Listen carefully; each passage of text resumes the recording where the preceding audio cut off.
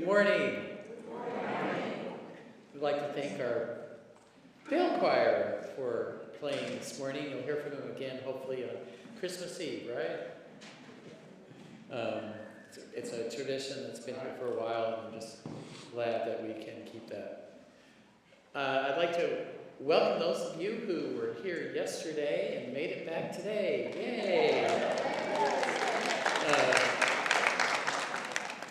Ever since I came here, I kept hearing about holiday shop, and I thought, well, okay, it's a holiday shop, I have to tell you, it was a true joy to be able to sit there and serve soup and to look into the eyes of people. This is really the meaning of community as we open this campus to people to come and to just enjoy this space with us. And so I applaud all of you who made this happen. I'm not going to mention names because it's all of you in one way or another. Some of the goodies that I bought, I've already eaten.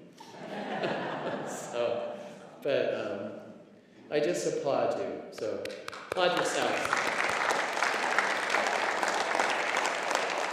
It really was an opportunity to really be a community. So thank you. In connection to that, Holland Hall will be open 1 hour after the service to shop for continued gifts, and I believe coffee is going to be over there as well, so we kind of have a thrust to get you over there, have your coffee, and still look around. So make sure that happens. And also, if you don't know what to do after church and after your coffee, you could stay for about 10 minutes and help them clean up in Holland Hall. It would be greatly appreciated. So. And let's also do a shout out to those who are joining us online. We're so happy to have them here and pray that they might feel a part of this service. As we move into the Thanksgiving week, may I just say that I hope that all of you have a wonderful Thanksgiving as you get together with your family, whatever that might be. And just know that our offices will be closed Wednesday through Friday. So that staff can enjoy Thanksgiving. And then we have some special services coming up. We have Winter Solstice, which will be in 3 weeks from today. And then we'll also have Christmas Eve. And so if any of you would like to take part and be a part of that service, please contact me. And the plans are being put together, and we'd love to have you take part. Again, welcome any visitors who are joining us today. Please follow the crowd over to Holland Hall afterwards for coffee. And we're just so grateful you could be here. And now let's hear from our great choir and special music, Over the River and Through the Woods.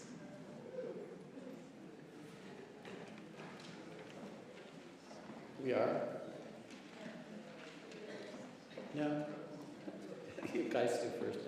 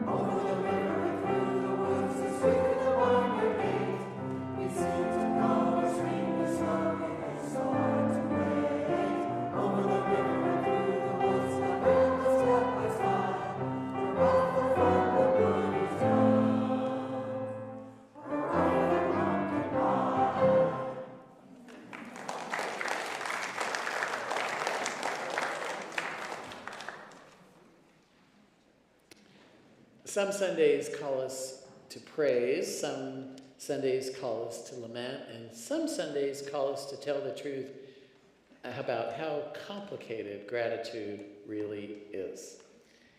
Thanks, anyway, might sound like the kind of thing you'd say with a sigh when something is disappointing or unfinished or hurt.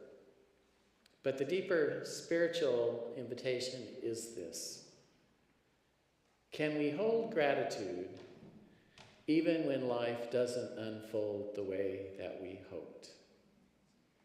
Can we find thanks in the cracks, not to deny the wound, but to honor the living?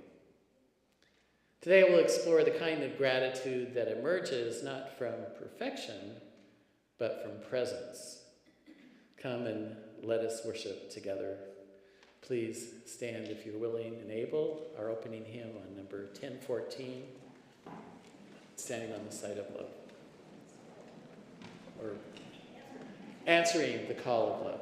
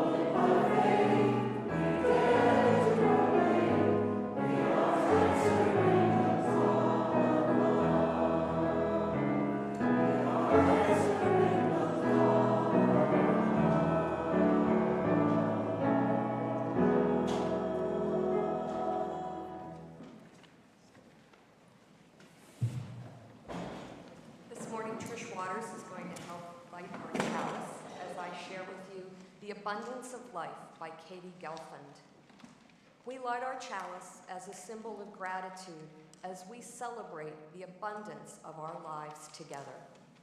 In this community, we harvest bushels of strength for one another and offer our crop with the hands of compassion and generosity. In the authentic and gentle manner of our connections, we cultivate a simple sweetness to brighten our spirits. May we be grateful for the ways we nourish and uplift each other, for it is this sharing together that sustains us.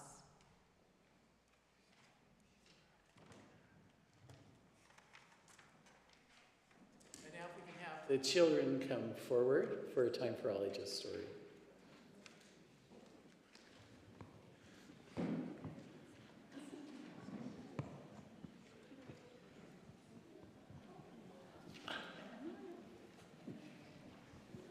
We are all children. We are all children here, so anybody else want to go sit, you're fine. Good morning. Ooh, you all right? Uh-oh. Be careful. Come on up, Daisy. So our story this morning is about a young child named Milo who had a very unusual problem. Milo had lost their thank you. Couldn't find it anywhere. Not the little words thank you that we say out loud, but Milo had lost the feeling of thankfulness inside their heart. So here's how that happened. What happened next was one morning, everything went wrong. Milo woke up late. Breakfast was burnt. Their favorite shirt was still in the laundry, and it was raining hard. So Milo stomped down the hallway and announced, "Oh, today is a terrible day. I don't have anything to be thankful for." Has that ever happened to you? Grumpy day? Yeah, okay. Looking for the lost thank yous, Milo's grandmother overheard and said, "Well, even on rough days, your thank you is never really gone. Sometimes it just hides. Want help looking?" Milo sighed. "Fine, but I don't think we'll find anything." So the grandmother handed Milo an imaginary magnifying glass. You guys know what a magnifying glass is? Magnifying glass. There's one for you. Yeah. Here's one for you. Want to hold that one? Okay. "Let's look," the grandmother said. "Can you look through your magnifying glass?" Wait, maybe there's a hint. No.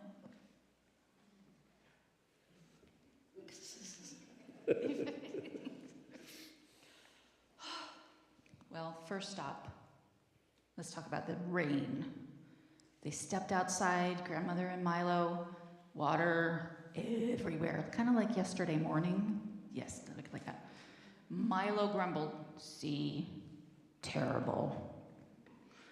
And Grandma whispered, like grandmas do, "What if the rain is a clue? What could rain help with?" What do you think? What could rain help with? Beauty. Yep, that could be it. Could maybe help the plants grow. I don't know about you, but like a plant, I need water pretty regularly. So what about jumping in puddles?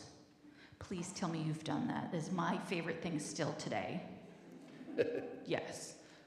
Filling up the rivers and the creeks and things nearby. So well, Milo went, I guess rain helps the garden. Thanks, rain, I guess. And somewhere deep inside, Milo's thank you wriggled a little bit. Just a little, like it was waking up. Back inside, the burnt toast sat on the counter. "Ugh," Milo said again. But Grandma said, "Maybe there's a thank you hiding there too." Have any of you guys ever had someone cook food for you? Yeah. And you liked it? What's your favorite food? Shrimp. Shrimp? I like shrimp. Oh, yeah. So were you thankful for shrimp? Yeah, see, we can find things to be thankful for. Milo, he said, I'm glad I have something to eat, even if it's crunchy in the wrong way. Another tiny stir from Milo's thank you. Just a little.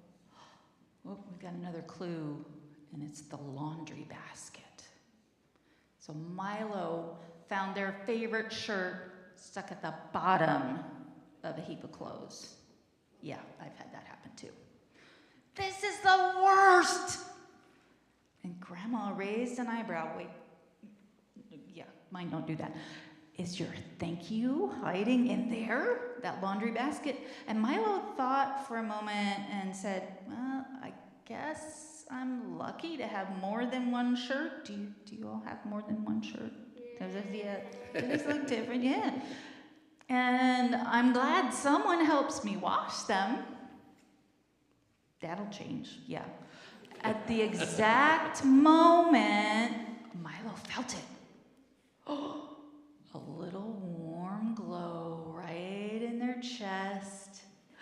Milo found the thank you. Yes. And Grandma smiled. She said, Milo, thank you isn't something we only say when life is perfect.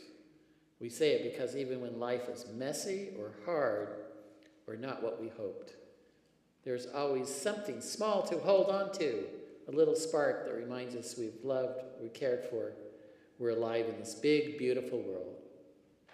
Milo nodded. Can you guys nod? So even on a bad day, I can say thanks. Say thanks.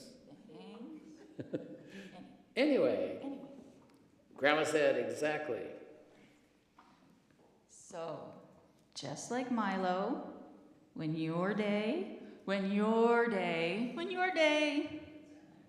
feels upside down and the toast is burnt and your favorite shirt is in the bottom of the dirty laundry basket, you can pause. That's important right there. Pause. Look closely and ask, is my thank you hiding somewhere? And maybe, just maybe, you'll find something, maybe small, that you can whisper to the world. You want to help me with this one? Thanks. Anyway. Yeah, that's good practice. Well done, everybody. Well done. And we'll go back to our seats now. Thanks. Thanks anyway. Thanks. Everyone's now invited to come forward to light candles for holy worship.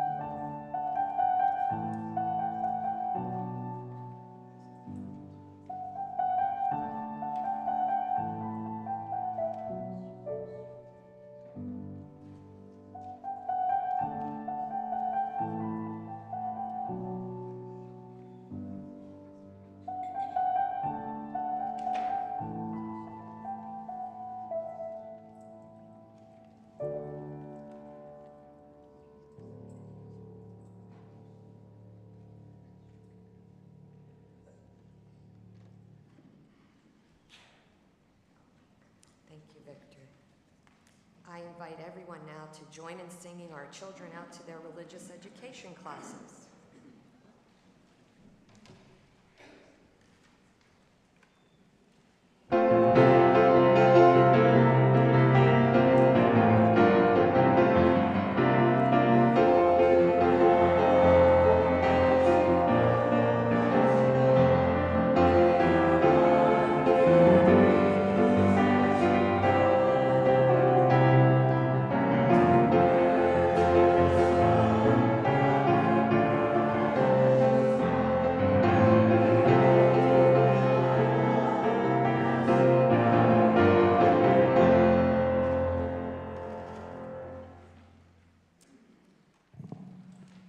During the month of November, our offering will be shared with the Arcadia Center for Sustainable Food and Agriculture.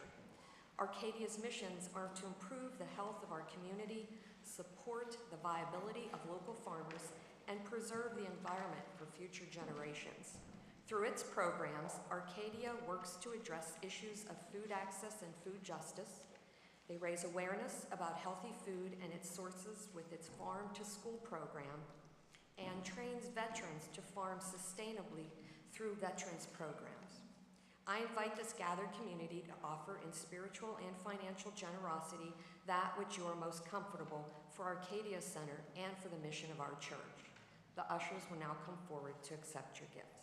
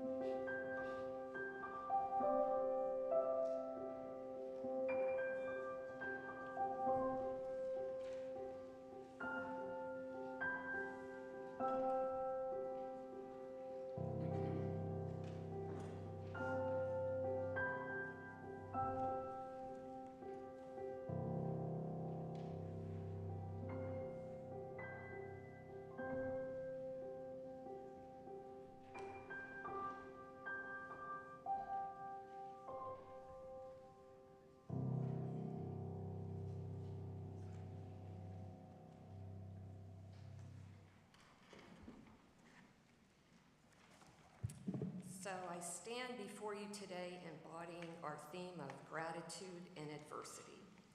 You see, I volunteered to be the worship associate this morning, but it wasn't until our planning meeting with Reverend Dave that I was reminded that he likes to have the worship associate share a personal reflection. So to quote Reverend Dave, thanks anyway. But I'm here anxious and feeling very vulnerable, but grateful to be able to participate in the service and grateful to all of you for your kind attention and your grace. In reflecting on today's theme, I remember that I found the UU religion and this church during a time of personal turmoil.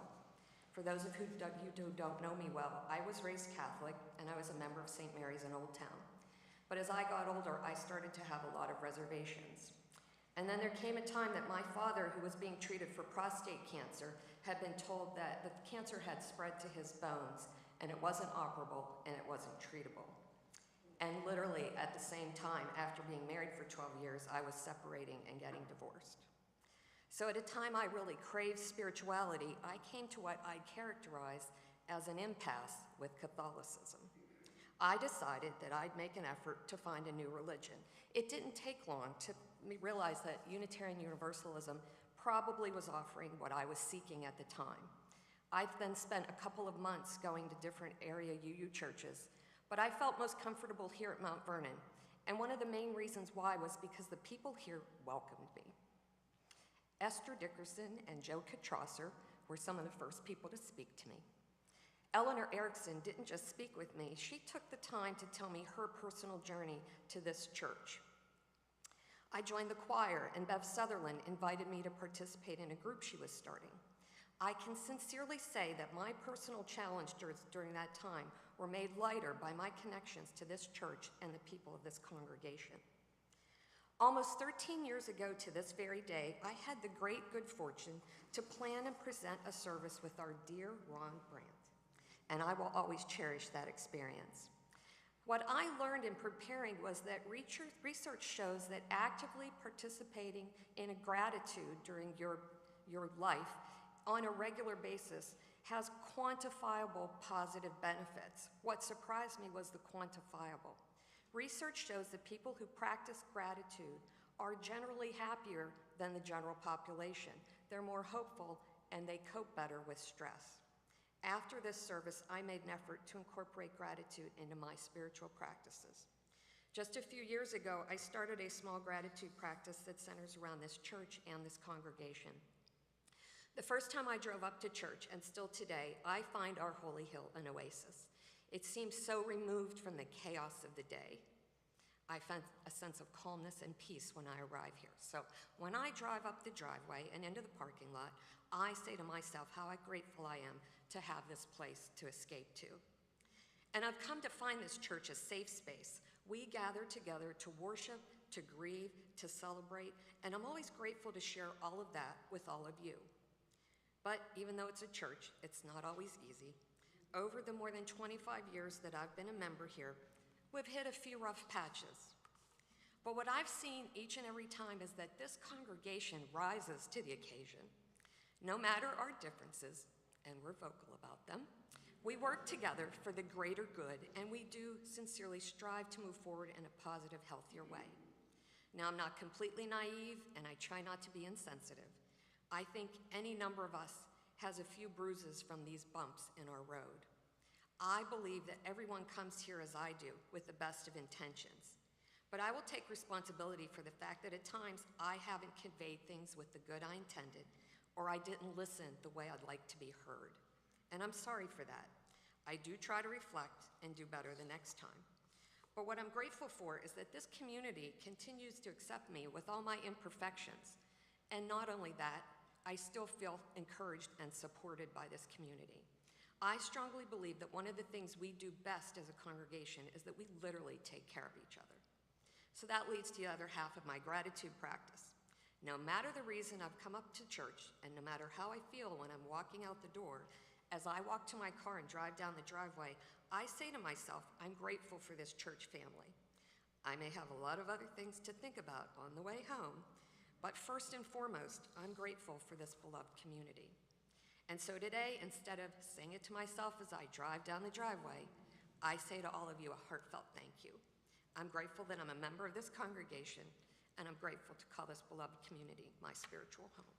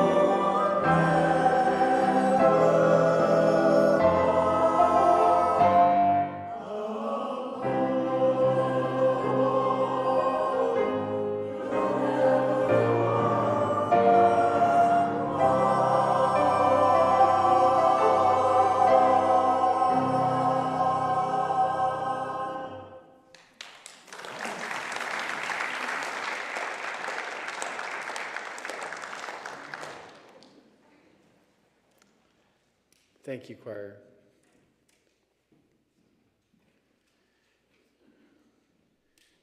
There's a particular moment in each of our lives when it's that one that doesn't often make it into the greeting cards or into glossy Thanksgiving advertisements.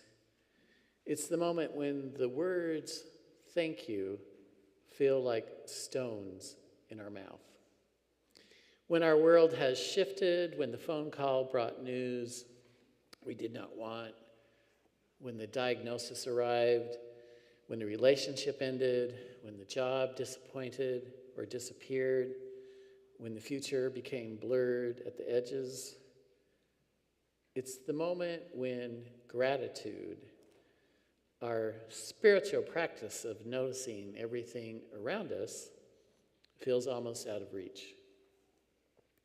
And yet the whisper of the ancient teachers, the mystics, the poets, and our own ancestors seem to say, even in this season, a kind of thanksgiving is still possible. Not the easy kind, not the cheerful kind, but a deeper, quieter, sturdier kind. The kind we might call thanks anyway. Gratitude when life is good, it's simple. Warm meals, good friends, a beautiful sunrise, a grandchild's laughter, a community that holds us together. But when grief is present, when uncertainty is thick, when struggle feels unrelenting, gratitude can feel like a betrayal of our own pain. So how do we say thank you when we're not sure what we're thankful for? The truth is, in seasons of loss, gratitude must change its shape. It becomes less about joy and more about survival. Less about celebration and more about grounding. Less about what we feel and more about what we choose. This is the heart of thanks anyway. Across traditions, we find echoes of this understanding. The Buddha taught that suffering is woven into the fabric of life, and the practice is not to avoid it, but to meet it with awareness.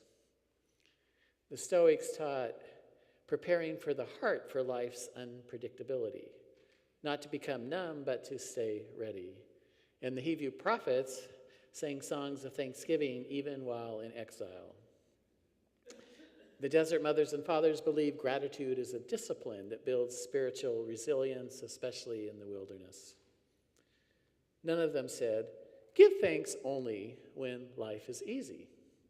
They said, give thanks because it helps you find your way.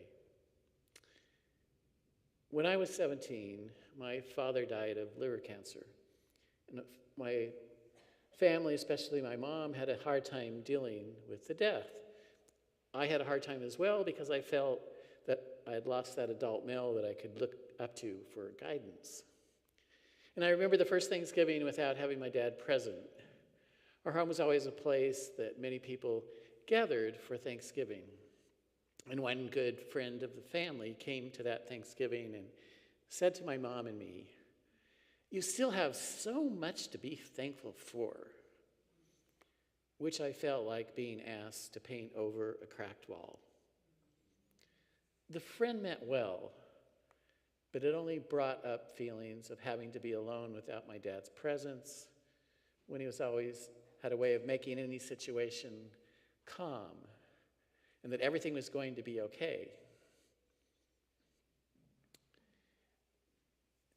That day, I really didn't feel thankful at that moment.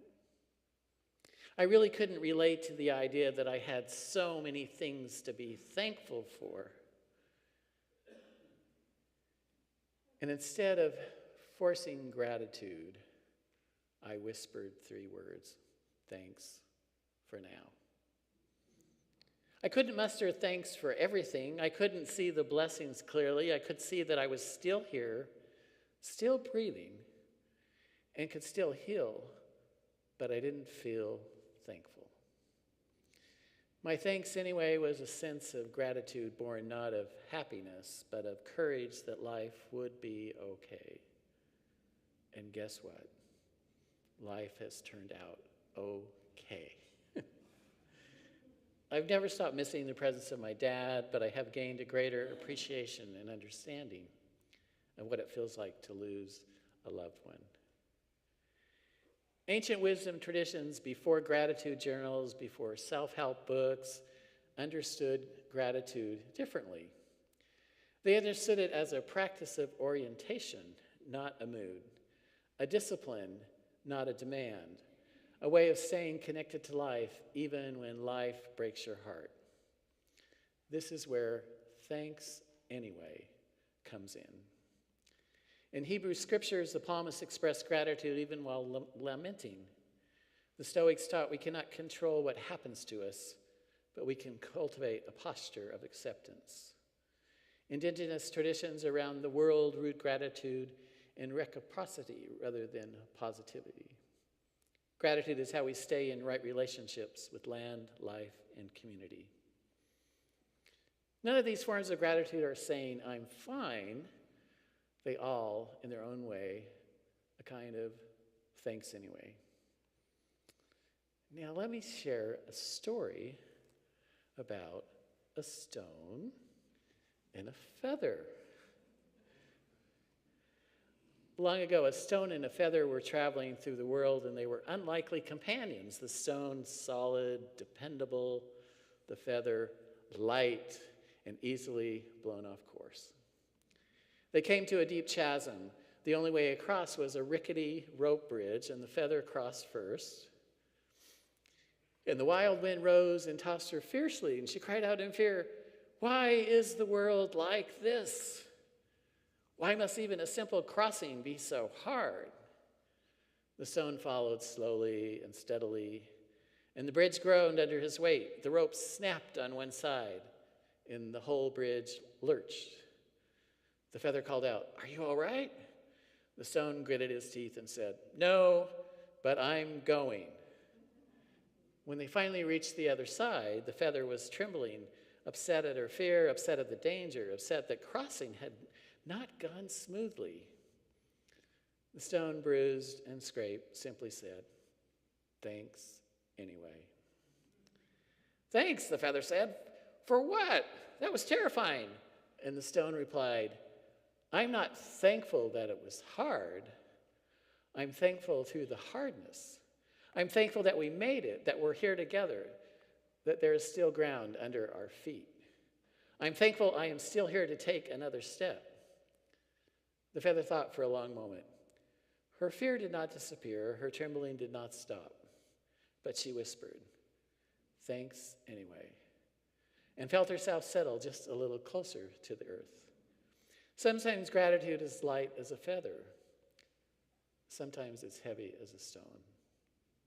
But it carries us across the chasms of our days. Every one of us carries stones. The stone of grief, the stone of an uncertain future, the stone of broken trust or a relationship that has changed, the stone of aging, illness, or anxiety, the stone of trying to lead a congregation with both hope and worry at the same time. And yet, the stone is not a punishment. It's simply the weight of being human. What is the stone teaching us? Celtic blessings often speak of the stone at the heart, the part of us that holds sorrow but also wisdom, memory, and depth. The question is not, why do I have a stone? The question is, what is the stone teaching me? Feathers show up in nearly every ancient culture. Native traditions speak of the feather as a sign of truth and connection. What lifts you? What brings you that moment of joy or wonder? What reminds you that more than your burden, sometimes it's small, a smile from someone you love, a stranger holding a door, a piece of music you forgot you loved, sound of children laughing on the playground. The feather is almost always small, but it's never insignificant. Thanks anyway. Gratitude is the courage to notice the feather, even on the days the stone feels overwhelming. So life asks us to hold both weight and wonder. If we cling only to the stone, we lose hope. If we cling only to the feather, we lose honesty. Gratitude is the art of balance. I am tired, I am grateful. I am grieving, and I am grateful. I am uncertain, and I am grateful. The world is broken, and I still see beauty. This is not false cheerfulness. It is courage. It is the practice of saying thank you for what sustains me, even here, even now, even anyway. I believe that thanks anyway is part of our UU theology.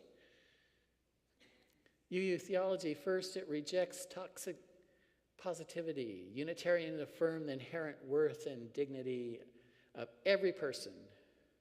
A theology of thanks anyway does not ask us to pretend, it invites us to stay present. It affirms independence. Gratitude is not a solitary achievement, it is relational. It is a theology of resistance to say thanks anyway in a world full of violence, injustice, and suffering. It is not resignation, it is rebellion. It is to insist that meaning is still possible, beauty is still possible, compassion is still possible, that the world cannot take from us the capacity to bless what remains. This is gratitude, not as comfort, but as courage. So how do we do this? 5 ways. Tell the truth first. Acknowledge what hurts. Name the disappointment, the struggle, the grief. Truth-telling is the soil in which honest gratitude grows. 2, find one thing that is still holding. Not everything has to be okay, just one thing is still present, still helping, still offering, still enough. 3, offer thanks that does not depend on circumstances. Thank you for the breath, you're still moving. Thank you for one person who cares. Thank you for the lesson I would rather not be learning, which is shaping me anyway. Extend gratitude outward. Let gratitude become a form of generosity. Say it aloud, say it to someone, say it through action. And 5, let gratitude and grief coexist. Do not force them to resolve. Do not demand a happy ending.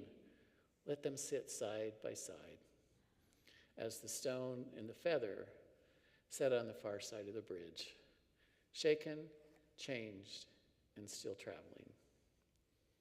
When each of you came into the sanctuary this morning, you were given either a feather or a stone.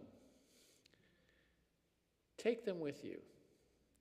Put them in a place where you see them daily, and let the stone and the feather act as a reminder of this idea of thanks anyway. In this messy, beautiful, aching world, our job is not to be relentlessly grateful. Our job is to stay awake to what is broken and what is whole, what is painful and what is possible. A theology of thanks anyway is a way of staying awake. When the bridge sways, when the wind rises, when the world fails to be what it should be, may we not deny our fear. May we not ease our truth, and may we whisper together, thanks anyway. May it be so.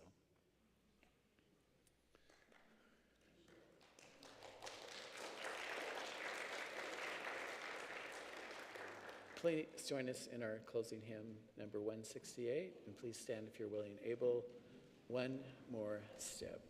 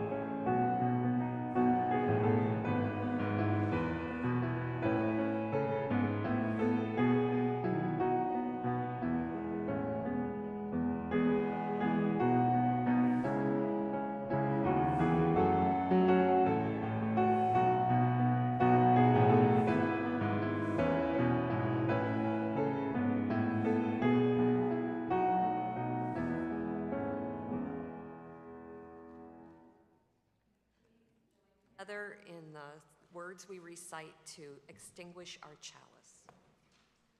We extinguish this flame, but not the light of truth, the warmth of community, or the fire and commitment.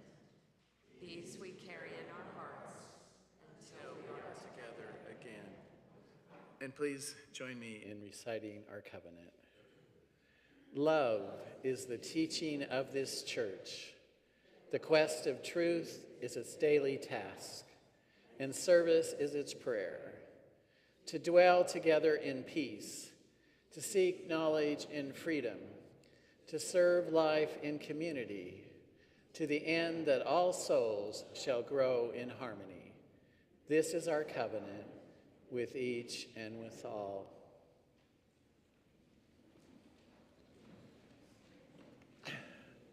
So today I ask, what is the stone in your pocket? What is the feather in your hand? What path is before you that asks for both courage and gratitude? Thanks anyway is not a resignation. It is resilience. It is spiritual maturity. It is the quiet, steady stance of a person who knows that life is fragile and beautiful and complicated and somehow still worthy of thanks. May we walk our path as individuals and as a community, carrying the stone that grounds us, the feather that lifts us, and the gratitude that sustains us. Thanks anyway. Thanks always. Amen. And blessed be.